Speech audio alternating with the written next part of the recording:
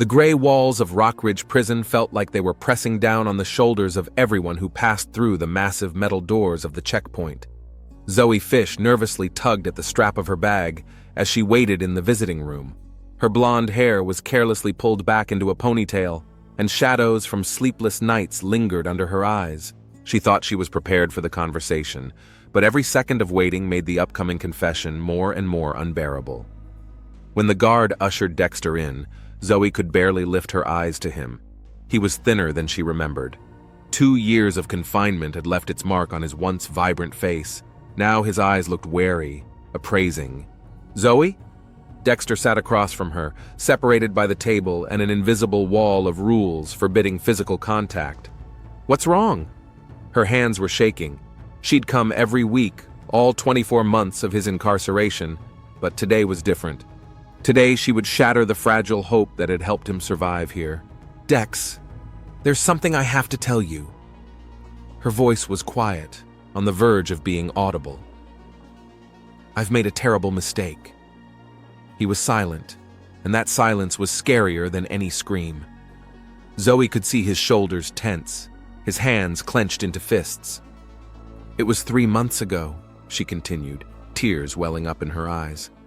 "Leighton came by often, helping with the repairs you hadn't had time to do. We talked about you a lot." Dexter didn't move, as if he were a statue. Only his eyes, those piercing gray eyes, were staring at her. "I was so alone, Dex. It only happened once, I swear to you. I realized right away what a mistake I'd made." "You slept with Leighton?" His voice was icy, without a shade of emotion. Zoe nodded, unable to say it out loud. Tears were flowing freely down her cheeks now. "That's not all," she whispered. "Last week I was diagnosed with HIV. I got tested because of a lingering cold. Dex, Leighton knew about his status. He knew and he didn't tell me. It was like time stood still. The visiting room was filled with other inmates and their relatives, but for Dexter it was Zoe and her words that were like poison seeping into his mind. "Did he know?" Dexter asked quietly, the question more threatening than any shout. "Yes," Zoe nodded. "I talked to his ex-girlfriend. He'd known for over a year. Something changed in Dexter's eyes. Something went out. Something cold, calculating in its place." "How are you feeling?" he asked, suddenly calm. "The doctors say that with modern treatment, I'll be able to live a normal life." Zoe tried to sound optimistic, but her voice shook. "Dex, I know you'll never forgive me." "I don't blame you," he interrupted, and it was true. There was no room in his heart to blame Zoe. All the space was filled with pure, cold hatred for the person he considered his best friend. "What are you going to do?" Zoe asked, wiping away her tears. "Nothing," Dexter answered. "I only have 3 years left. I'll get out and we'll get through this together." But Zoe saw something in his eyes that contradicted those words. She knew that look. It was the look Dexter had gotten before the robbery that had brought him to prison. The look of a man who'd made a decision and was ready to go all the way. "Just don't do anything stupid," she whispered. "Please, Dex, I wouldn't survive if anything happened to you." "Visiting time is over," the guard announced. Dexter stood up, nodded briefly to his wife, and allowed himself to be led back to his cell. His thoughts were already far away from here. In his cell, Dexter Fish lay motionless, staring at the ceiling. His cellmate, an older man named Owen, had long ago learned to detect Dexter's moods and now prudently kept to himself. Dexter methodically planned his every move. In 2 weeks, he was to be transported to court for an appeal hearing. It was his only chance. Security would be minimal, 2 escorts. He knew the route by heart from previous trips. All he had to do was pick the right moment. Dexter spent the next 13 days honing his plan to perfection. He began complaining of stomach pains, gradually worsening the symptoms. The prison doctor prescribed him light painkillers, which Dexter discreetly spit out. He needed the guards to expect health problems on the day of transportation, but not serious enough to cancel transportation. On the morning of the 14th day, Dexter was ready. When the guards came to get him, he looked pale and weak. "Hey, Fish, you okay?" One of the guards, Mackenzie, asked, fiddling with his handcuffs. Alive, Dexter answered briefly, allowing himself to be shackled. The journey to the prisoner transport van was uneventful. Dexter watched every action of the guards carefully, noting their relaxed demeanor. He was a model prisoner. No problems, no reprimands. The perfect candidate for the reduction in sentence he could get on appeal. In the van, besides Dexter, were two other prisoners who were also being transported to hearings. They paid no attention to him, preoccupied with their own thoughts. The van started up. Dexter mentally counted the turns, noting their progress along the familiar route. When they were about halfway there, he sprang into action. "I don't feel so good," he said, arching up in imaginary pain. "I think I'm going to throw up." Mackenzie looked at his partner. "Hang in there, Fish. We're almost there." Dexter let his body go limp, then slumped to his side, faking unconsciousness. The alarmed voices of the guards could be heard. "Shit, he passed out!" Mackenzie stepped closer, leaning over Dexter. This was his chance. In an instant, Dexter wrapped his legs around the guard's neck, simultaneously straightening up and using his restrained arms as leverage. The blow was precise. Mackenzie was unconscious before he realized anything. The second guard reached for his weapon, but Dexter had already taken possession of Mackenzie's gun and was pointing it at the remaining guard. "Don't do anything stupid," he warned. "The keys to the handcuffs." With trembling hands, the guard pulled out the keys. Dexter had forced him to release not only himself, but the other two prisoners as well. "What now?" asked one of them, a young guy with a tattoo on his neck. "Now you do what you want," Dexter replied. "I have my own plans." He forced the driver to stop the van on a sparsely traveled street in the industrial zone and got out, leaving the guards tied up. The other prisoners followed him, but quickly scattered in different directions. Dexter knew he had no more than 30 minutes before the alarm would bring every law enforcement agency in the city to their feet. Once on the loose, Dexter moved quickly and purposefully. He had a pre-prepared route to an abandoned garage where his old acquaintance, unsuspecting, stored his bike. Stealing the bike was a matter of minutes. By the time the sirens of police cars cut through the air around the abandoned van, Dexter Fish was on his way to his target, Leighton Mercer. Detective Thorne Blackwell arrived on the scene 45 minutes after the escape.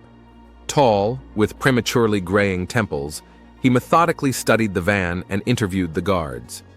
"He planned the whole thing," Mackenzie admitted, rubbing his bruised neck. "The son of a bitch had been faking sick for days." Blackwell nodded, making notes in his notebook. "Had anyone visited him lately?" "His wife came every week," the guard answered. "The last one was 2 weeks ago. That's when he started complaining about his health." That caught the detective's attention. He requested records of all of Dexter Fish's visits over the past month and surveillance video from the visiting room. In his office, Blackwell scrutinized the video of Dexter's last meeting with his wife. The cameras didn't record sound, but he could tell a lot from the body language. The woman had looked nervous at first, then cried. The prisoner's reaction was almost imperceptible, just a slight muscle tension. But Blackwell, who'd been on the force for 20 years, recognized the signs of controlled rage. He dialed Zoe Fish's number. After the 5th ring, she answered. "Mrs. Fish? Detective Thorne Blackwell. Your husband escaped during transportation today." Silence on the other end of the line, then a convulsive sigh. "Do you know anything about his possible whereabouts?" Blackwell continued. "No," her voice sounded broken. "I don't know anything. Mrs. Fish, this is very important. Did you talk to your husband about anything that might have provoked him to run away?" Another pause, longer. "I have to meet with you in person," she finally said. "What I'm about to say, it's not just about Dexter." "I'll be at your place in 20 minutes, the detective replied. The Fish's apartment was in an older neighborhood, in a 5-story building without an elevator. Zoe opened the door as soon as Blackwell called. She looked haggard, with eyes red from crying. "Come in," she said, ushering the detective into the small but neat living room. "Mrs. Fish, I need to know anything that can help us find your husband before he does something irreparable," Blackwell began, sitting down in the offered chair. Zoe sank down onto the couch across from him, interlocking her fingers so tightly that her knuckles turned white. 2 weeks ago, I told Dexter that I'd contracted HIV. Her voice sounded monotonous, as if she'd rehearsed the words. I got it from Leighton Mercer, Dexter's best friend. We had a connection while Dexter was in prison. Blackwell was silently taking notes. Leighton knew about his status, but he didn't tell me, Zoe continued. When I told Dexter about it, he didn't say anything, but the look in his eyes. I know that look, Detective. He's gonna kill Leighton. Where is Mr. Mercer now? Blackwell asked. I don't know. We haven't spoken since I found out about the diagnosis. But he has an apartment on the east side and frequents the Blue Moon Bar on Grover Street. Blackwell nodded. Mrs. Fish, I need a picture of Mr. Mercer, and any information that might help us find him before your husband does. Zoe stood up and took a photo album from the shelf. Her hands trembled as she held out to the detective a picture of 3 smiling people, herself, Dexter, and Leighton, apparently taken before Dexter's incarceration. It was our trip to the lake, 3 months before Dexter's arrest, she explained. We were like a family then. Blackwell carefully took the photograph. I'll do everything I can to prevent a tragedy, he said, rising. But I need your help. If Dexter contacts you, let me know immediately. Zoe nodded, but the detective noticed the shadow of doubt in her eyes. She loved her husband no matter what, and Blackwell wasn't sure she'd choose the law over her feelings if Dexter came to her for help. Leaving the Fishes' apartment, Blackwell immediately ordered surveillance of Zoe's house and began searching for Leighton Mercer. His intuition told him that time was very short. Dexter Fish was not an impulsive criminal. His escape had been carefully planned, which meant his revenge would be methodical and unstoppable. The nighttime city was illuminated by the neon lights of the signs, which reflected in the puddles from the recent rain. Dexter Fish parked the stolen motorcycle in the alley behind the shabby, rusty nail bar. The place was familiar. He'd met the right people here before his incarceration. Now he needed information, and he knew where to get it. After looking around to make sure he wasn't being followed, Dexter entered through the back door. In the semi-darkness of the smoky room, his appearance went almost unnoticed. Only the bartender raised his head, staring intently at the customer, and then nodded faintly toward the far corner of the room. Mickey Horn sat at a table, laden with smartphones and a laptop. Once the best hacker on the East Coast, he was now a small-time hacker who drank too much. Long time no see, Dexter said, sitting down across from him. Mickey flinched, his eyes widening in surprise and fear. Fish? What the hell are you doing here? All they're talking about on the news is your escape. Shh. Dexter put his palm on the table. I need your help, and it's urgent. The hacker looked around nervously. I can't help an escaped convict. I myself was released on parole only 3 months ago. I need to find a man. Dexter pulled a folded photograph from his pocket and placed it in front of Mickey. Leighton Mercer. You have access to security cameras and cell phone carriers. Find him. Mickey shook his head.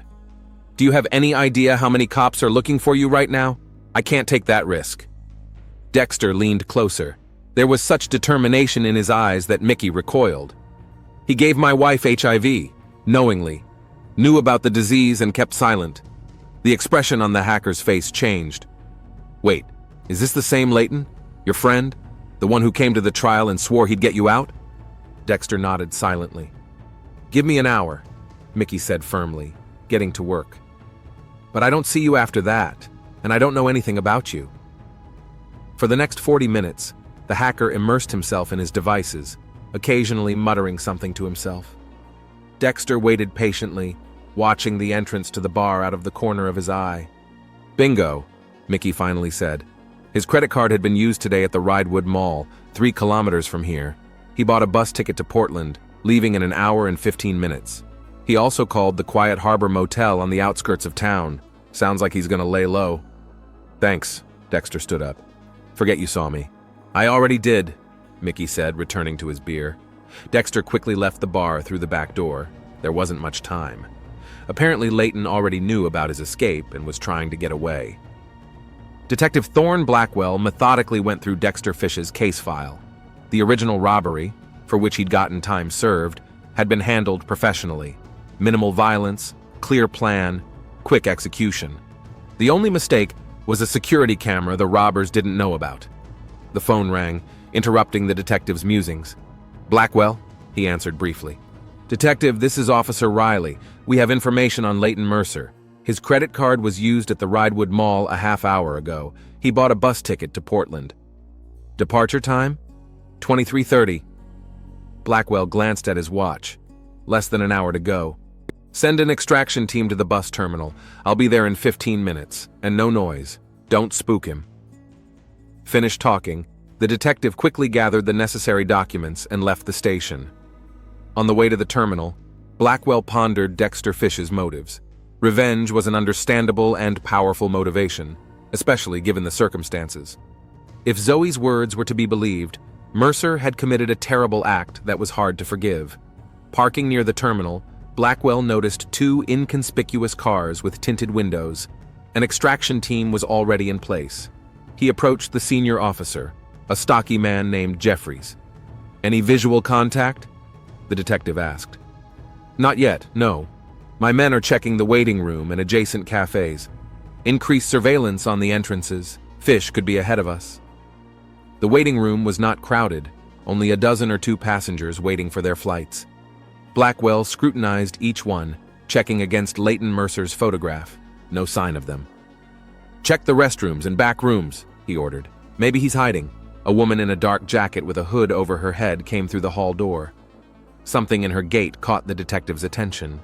Looking closer, he recognized Zoe Fish. "Damn it," Blackwell cursed quietly, walking quickly toward her. "Mrs. Fish, what are you doing here?" Zoe flinched in surprise. "Detective, I was just—" "You're trying to warn Mercer," Blackwell said affirmatively. "But how did you know he was here?" "He sent me a message," Zoe admitted after a pause. "He asked to see me before he left. Said he owed me an apology." "Let me see the message." With trembling hands, Zoe pulled out her phone and opened the message. The last message from Leighton had been sent 40 minutes ago. "Leaving today. Gotta see you. I need to apologize. Bus terminal, 23:15. Please come alone." "What time did you get that message?" Blackwell asked. "About half an hour ago. I left right away." "Did you answer him?" "No." Zoe shook her head. "I wanted to see him in person." "To warn him about Dexter?" Zoe looked away. "I don't want Dex to ruin his life for that man. He's suffered enough as it is." Blackwell sighed. He understood her motives, but he couldn't let a civilian interfere with a police operation. "Mrs. Fish, I'm going to have to ask you to leave the terminal. You could interfere with an arrest." "And if I refuse? Then I'll have to detain you for interfering with police work." Zoe hesitated, but common sense prevailed. "Okay, I'll leave. But promise me you'll do everything you can to make sure no one gets hurt." "That's my job," Blackwell replied seriously. "Officer Garcia will escort you to the exit." After making sure that Zoe left the building accompanied by a police officer, the detective returned to his search. The time was inexorably approaching the appointed time in the message. "Detective," one of the officers addressed him, "we've checked all the premises. Mercer is nowhere to be found." Blackwell frowned. Something didn't add up. If Leighton was really going to take the bus to Portland, why wasn't he at the terminal 15 minutes before departure? His musings were interrupted by an incoming call. "Blackwell here. Detective, this is the duty officer from the fraud squad. You requested information on Leighton Mercer's credit card?" "Yes, that's correct. We have reason to believe the transaction at the mall was fraudulent. The card was used through a mobile app, but the device's geolocation didn't match the location of the purchase." "So Mercer didn't buy the ticket in person?" "Most likely someone used his data remotely." "Thank you." Blackwell ended the call and quickly summoned a senior officer. "It's a false trail. Mercer's not going to Portland." "Then where is he?" "I don't know, but we need to widen the search and check Mercer's last calls, where he called before he texted Zoe Fish." Meanwhile, Zoe didn't go home after leaving the terminal. Instead, she dialed Leighton's number. It took a long time, and she was about to drop the call when she heard his voice. "Zoe, did you get my message?" "Leighton, listen to me," she said hurriedly. "The police are looking for you. They know about your bus ticket." "Shit!" he cursed. "How did they find out?" "I don't know, but that's beside the point. Dexter escaped from prison. He knows everything, Leighton. He knows what you did to me." There was a long pause on the phone. "Where are you now?" Leighton finally asked. "At the bus terminal. The police think you're here." Good, stay there. Let them keep looking for me at the terminal. Where are you? Someplace safe, I'll call you later. The connection went dead. Zoe stared at the faded screen of the phone, feeling the despair growing inside her. She didn't know who she was supposed to protect, her husband or the man who'd ruined her life. 15 minutes later, Blackwell had new information. Leighton Mercer had called the Quiet Harbor Motel on the outskirts of town about an hour before Zoe's message. He's covering his tracks, Blackwell concluded. He's making it look like he's going to Portland, but he's hiding in the motel. Turn the operation around. Leighton Mercer paced nervously around the cramped motel room. The room was unremarkable. A bed, a nightstand, an old TV, and a tiny bathroom. The perfect place to hide out for a couple days. The news of Dexter's escape had taken him by surprise. Leighton knew his former friend well enough to know he wouldn't rest until he found him, especially now that he'd learned the truth about what had happened to Zoe. Thinking of her, Leighton felt a prick of conscience. He hadn't planned to infect her. It had happened by accident, but he couldn't deny that he'd known his status and made the connection anyway. Fool, he muttered to himself, walking to the window and carefully pulling back the edge of the curtain. The parking lot in front of the motel was dimly lit by a single streetlight. 3 shabby cars stood on the pavement, one of them belonging to Leighton himself. Although news of Dexter's escape had been all over the news, Leighton had been slow to contact the police, partly out of fear of possible charges of willfully infecting Zoe, partly out of a vague hope that things would somehow work themselves out. The phone in his pocket vibrated. A message from an unknown number. "I'm 5 minutes away from you. Is the door open or should I kick it open?" Leighton went cold. Somehow Dexter had tracked him down, and now it was too late to call the police. The only option was to try to get to the car and drive away. He grabbed his keys and looked out into the hallway. It was empty. Carefully closing the door, Leighton moved quickly toward the emergency exit. He had almost reached it when it opened and a familiar figure appeared in the doorway. "Hey, buddy." Dexter's voice was calm, almost friendly. "In a hurry?" Leighton jerked back, his face contorted with fear. "Dex, listen. Let's go back to your room." Dexter interrupted him, pointing back down the hallway. "We need to talk." With trembling hands, Leighton opened the door to his room. Dexter followed, closing the door gently. "Sit down." He nodded at the edge of the bed. Leighton slowly lowered himself down, keeping his gaze on his former friend. "Dex, I know you're angry, but let's talk like adults." "Like adults?" Dexter interjected, his voice still surprisingly calm. "Did you act like an adult when you slept with my wife, knowing you were sick?" "I didn't know then," Leighton exclaimed desperately. "I swear to you, I found out about the diagnosis afterward." "Don't lie." Dexter stepped forward. "Zoe talked to your ex-girlfriend. You've known about your status for over a year." Leighton's face contorted, the mask of remorse falling away. "Okay, I knew," he said sharply. "So what of it? You were in prison. Zoe was lonely. She wanted to be." "It's not that you were with Zoe," Dexter said. "It's that you knew you were sick and you deliberately put her at risk. You ruined her life." "Her life?" Leighton grinned. "What about my life? You think it's easy for me to live with this diagnosis? I just wanted to not be alone in this shit." Dexter stared silently at the man he once considered his best friend. The rage inside him was icy, controlled. "You know, I trusted you," he said quietly. "I trusted you to look after Zoe until I got out. I trusted you more than I trusted anyone." Detective Blackwell and the extraction team arrived at the Quiet Harbor Motel 40 minutes after leaving the bus terminal. "How do we proceed?" Jeffries asked. "Check with the front desk to see who checked in today," the detective instructed, "and organize a cordon around the area. No one can leave the motel without being seen." Blackwell himself went to the manager's office, a small room with a glass door, inside which an elderly man was watching television. "Police!" Blackwell showed his badge. "I need information on a guest named Leighton Mercer." The desk clerk, clearly alarmed by the police officer's appearance, hurriedly rustled papers. "Yes, there is one. Checked in this afternoon. Room number 12 at the far end of the building." Meanwhile, Zoe Fish's car pulled into the half-empty motel parking lot. She turned off the engine and sat motionless for a few minutes, gathering her thoughts. Her phone rang again. It was Leighton. "You're not going to believe this," he began without greeting, "but your husband is here in my room, and he's not one of those forgive and forget types." "Leighton, please don't do anything stupid," Zoe pleaded. "Dexter doesn't want to—" "It doesn't matter what he wants," Leighton interrupted. "What matters is that I'm not going to die tonight. Come to the Quiet Harbor Motel, room 12. Maybe you can talk some sense into him." The line went dead. Zoe jumped out of the car and ran toward the motel building. She didn't notice the police cars parked on the other side of the building. Blackwell was just about to give the command to storm the room when he noticed Zoe running down the hallway. "Mrs. Fish!" he called out to her. "Stop!" But it was too late. Zoe was already banging on the door of room 12. "Dex! It's me, Zoe! Open up, please!" The door swung open and Dexter appeared on the doorstep. His face was impenetrable. "Why are you here?" he asked quietly. "To stop you," Zoe breathed out. "Please don't do this, he's not worth it." Leighton laughed nervously from the back of the room. "How touching! A family reunion in my room. Come on in." Dexter stepped back, letting his wife inside, and closed the door in front of Blackwell. "Fish!" shouted the detective, pounding on the door. "It's the police! Open up now!" Inside the room, Dexter looked calmly at his wife. "So you brought the police?"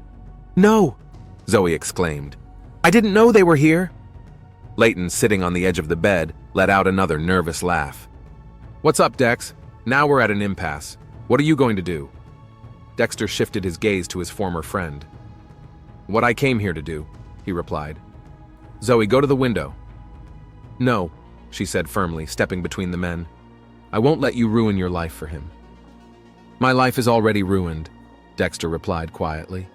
"The moment I found out you were infected because of him." The knocking on the door intensified, Blackwell's voice joined by others. "Fish, you have 10 seconds to open up or we're kicking the door down." Zoe looked pleadingly at her husband. "Please, let's just leave. Turn yourself in to the police. I'll visit you. We'll get through this together." Dexter shook his head. "He has to answer for what he did." Leighton rose slowly from the bed. "Then so be it," he said, suddenly calm. "But you should know, Dexter. I never meant to hurt Zoe. What happened? I'm sorry." "Sorry isn't enough," Dexter replied, taking a step forward. There was a noise outside the door as the police prepared to storm in. Dexter and Leighton stood across from each other, two men who had once been best friends, now separated by betrayal and illness. At that moment, the room door flew off its hinges with a clatter, but it didn't open completely. Dexter managed to set up a dresser that partially blocked the entrance. It gave him a few precious seconds to get through. He shoved Zoe toward the bathroom and sprinted toward Leighton, who had bounced to the window. "Fish!" Blackwell's voice rang out. "Stop this right now!" The cops tried to squeeze through the narrow opening, but furniture was in the way. Dexter knew he didn't have much time. "Don't do this!" Leighton put his hands out in front of him, as if trying to defend himself. "Dex, we can work this out another way." "There's no other way," Dexter replied calmly, stepping toward his former friend.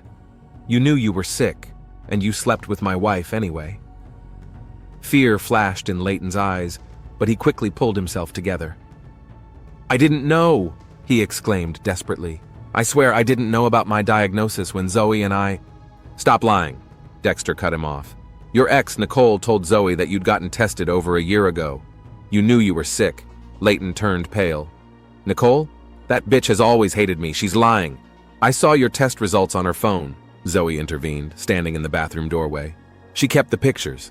You knew, Leighton, and you didn't tell me anything." Behind Dexter's back, the dresser finally gave in to the officer's efforts, and the door swung wider. "Get down! Everybody on the floor!" the officer commanded, bursting into the room with his gun at the ready. But neither Dexter nor Leighton paid any attention to the command. They stared at each other as if there was no one else in the room. "Okay." Leighton's voice was suddenly surprisingly calm. "Yes, I knew. So what? You were in prison. Zoe was lonely. We all make mistakes." "Mistakes?" Dexter interjected. "What you did wasn't a mistake. It was a conscious decision. You chose to put someone who trusted you at risk." Leighton shrugged, a strange indifference appearing on his face. "You know what the funny thing is? I don't even remember how it happened. Just one night, too much booze. She was so lonely. And me. He grinned. I just wanted to feel something. Zoe flinched as if from a blow. Dexter caught her gaze and saw the pain and shame in it. Mr. Fish. Blackwell's voice sounded tense but firm. Put your hands down and step away from Mercer. Now. Dexter turned around. The detective stood in the doorway, pointing a gun at him. Behind Blackwell's back, other officers could be seen. Just another minute, detective, Dexter said calmly, turning back to Layton. I have unfinished business. No more minutes, Blackwell cut him off. Get away from him now. Layton smiled with undisguised relief. Game over, Dex. You're going back to prison, only now for a much longer period of time. I'm not done. Dexter stepped forward, ignoring the police's demands. Freeze! Blackwell shouted. One more step and I'll shoot. Zoe threw herself between her husband and the detective. No, don't shoot him, please. Gunshot. The moment of confusion caused by her movement gave Dexter the seconds he needed.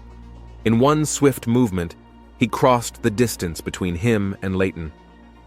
That's for Zoe, he whispered, pulling from his pocket the knife he'd brought from the motel kitchen. The sharp blade went straight through his ribs, finding his heart. Layton's eyes widened with surprise and pain. His lips opened as if he wanted to say something, but instead of words, only a croak escaped. No!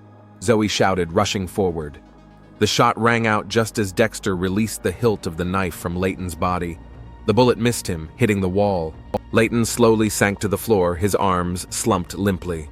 Blood was quickly spreading over his shirt, staining the white fabric scarlet. Call an ambulance! Blackwell shouted, rushing to the wounded man.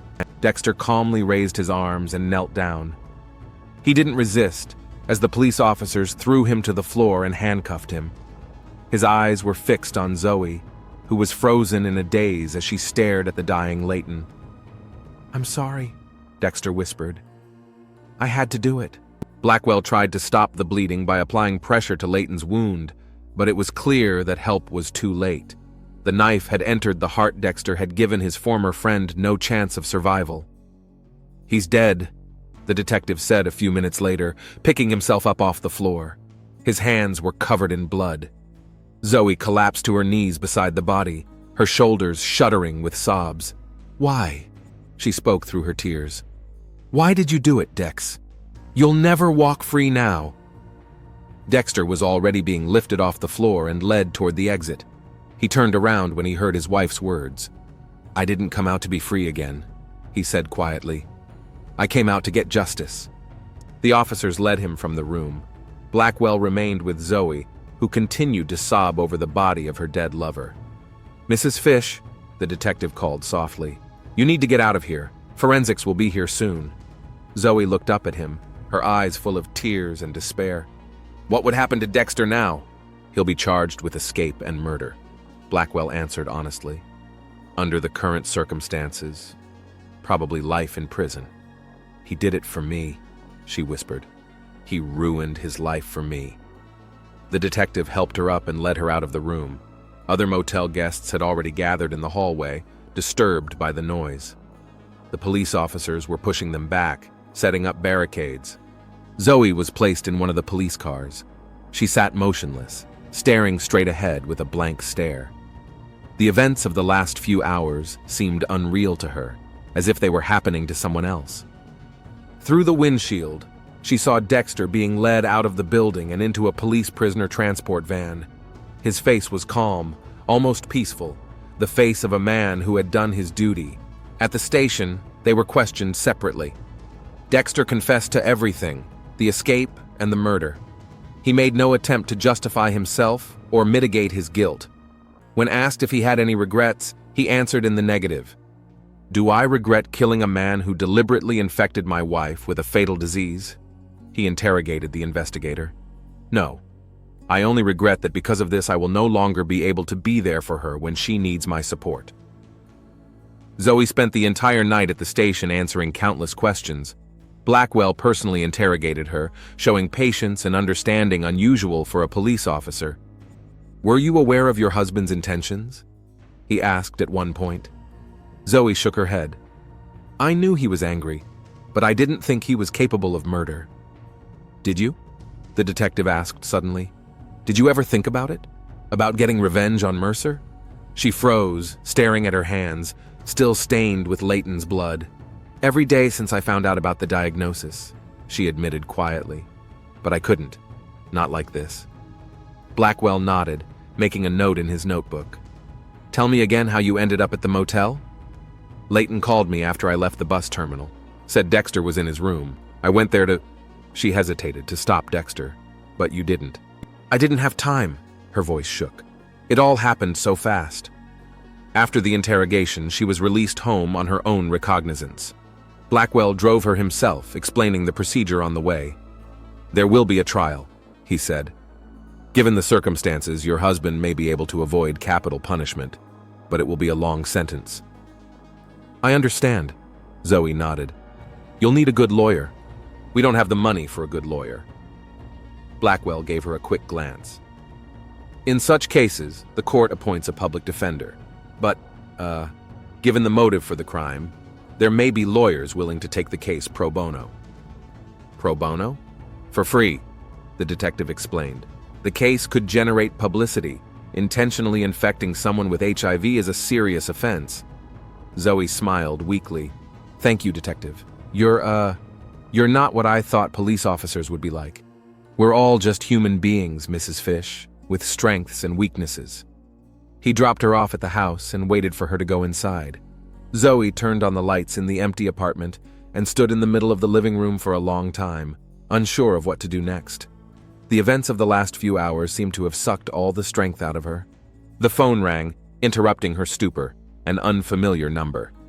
Hello? She answered uncertainly. Mrs. Fish? The woman's voice sounded professional. My name is Diane Holt. I'm from Holt & Associates. We specialize in cases involving the intentional spread of infectious diseases. I've been made aware of what happened to your husband, and I'd like to offer my services. But I can't pay. This is a pro bono matter, Mrs. Fish. I believe your husband is entitled to fair representation under the circumstances. How did you know that? I have connections with the police. Detective Blackwell mentioned your case. Zoe felt a surge of gratitude for the reserved detective. When can we meet? She asked. Tomorrow morning at 9 in my office. Write down the address. After her conversation with the lawyer, Zoe sat in the kitchen for a long time, looking at her hands. Only now did she truly realize how much her life had changed in the last 2 weeks. The diagnosis, the confession to her husband, his running away, and now murder. The following weeks became a blur of interrogations, meetings with lawyers, and visits to the prison. Dexter was moved to a maximum security prison pending trial. Their meetings were held through glass, and each time Zoe saw her husband lose a part of himself, gradually becoming a shadow of the man she knew. Diane Holt proved to be a competent and tough defense attorney.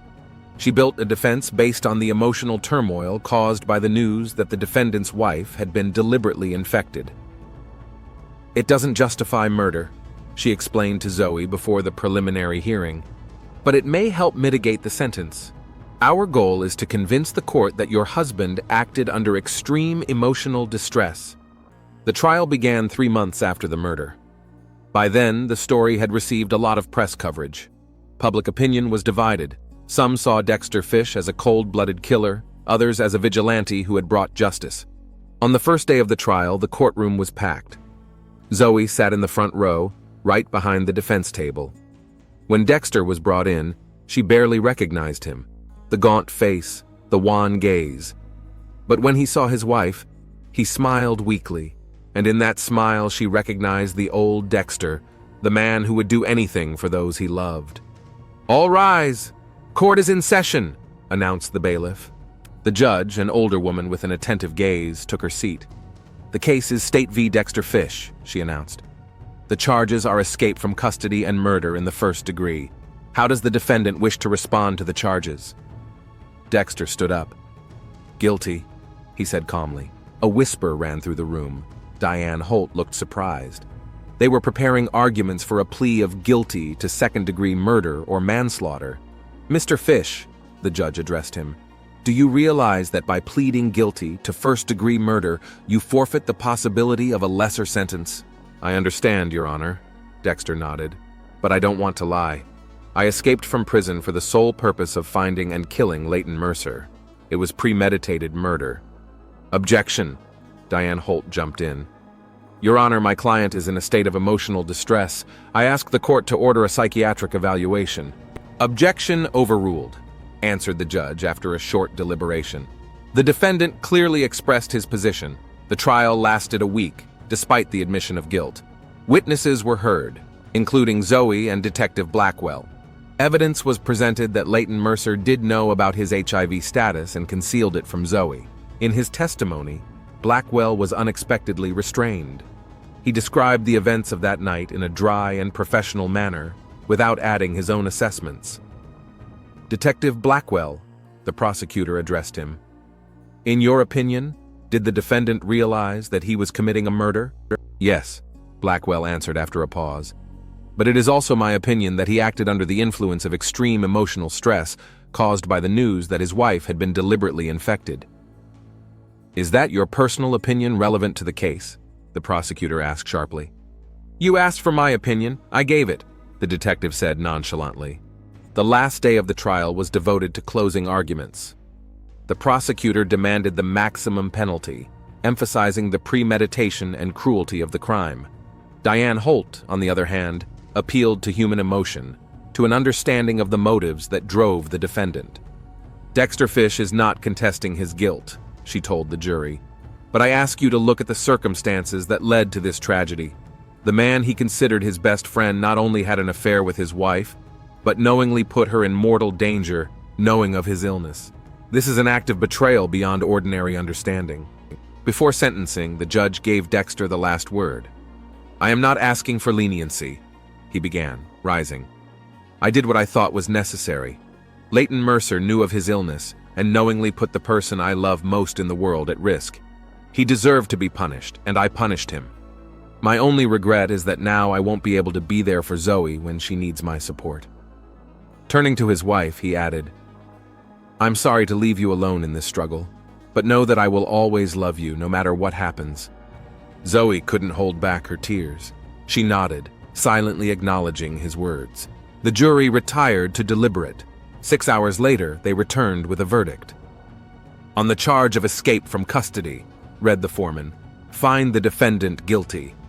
On the charge of murder in the first degree, find the defendant guilty with a recommendation for leniency. The judge heard the verdict and recessed to decide on punishment. When the hearing resumed, she turned to Dexter. Mr. Fish, the crime you have committed cannot be justified by any circumstances. The law exists to prevent lynching, however just it may seem to the perpetrator. Nevertheless, I take into account the exceptional circumstances of the case and the jury's recommendation. She paused, and there was a tense silence. The court sentences you to 25 years in prison, with the possibility of parole after 15 years. Zoe covered her face with her hands. It was effectively a life sentence. By the time Dexter got a chance to go free, they would both be very different people. As Dexter was being led away from the hall, he turned around one last time. Their gazes met, and Zoe realized that despite everything that had happened, he didn't regret his choice. After the trial, Zoe walked out of the building feeling strangely empty. Blackwell was waiting for her on the steps. How are you? He asked with an unusual gentleness for a policeman. I don't know, she answered honestly. Everything seems so pointless. Leighton's dead. Dexter's in jail. And you have to move on, the detective finished for her. For him. For yourself. Zoe looked at him with gratitude. You know, when this first started, I thought you were just doing your job. But now I see that you really care about the people you encounter in your line of duty. Blackwell smiled slightly. Each of us is just trying to find justice in this world. Sometimes our ideas of it differ, but that doesn't make us enemies. He held out a business card to her. If you need help, call anytime. Zoe took the card and nodded. Thank you, Detective. For everything. She walked down the steps and down the street without turning around. There was a new life ahead of her, a life with an illness, and without the man she loved by her side. But in that moment, she knew she could handle it for Dexter, who'd sacrificed his freedom to avenge her. and for herself to prove that his sacrifice wasn't in vain. Blackwell stared after her until she was around the corner. Then he pulled out his cell phone and dialed the warden of the prison where Dexter Fish was to be sent. "Jim? Thorne Blackwell. Remember you said you owed me a favor? I have a favor to ask you about a new inmate."